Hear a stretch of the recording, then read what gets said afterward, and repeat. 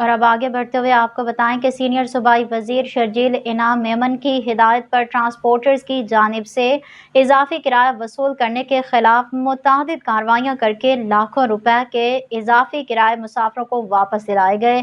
اس سلسلے میں صبح سندھ کے تمام اضلاع میں بسوں اور کوچز کی چیکنگ کی گئی ہے، جن میں مجموعی طور پر 883 بسوں اور کوچز کی چیکنگ کی گئی۔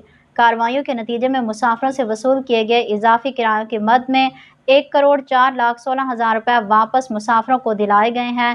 خلاف ورزی کرنے والے ٹرانسپورٹرز پر 11,56,000 روپے کا جرمانہ بھی عائد کیا گیا ہے۔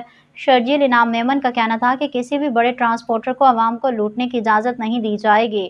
حکومت مسافروں کے حقوق کی محافظ ہے۔ عوام کو سہولیات کی فراہمی اور ان کے حقوق کا تحفظ حکومت سندھ کی اولین ترجیح ہے۔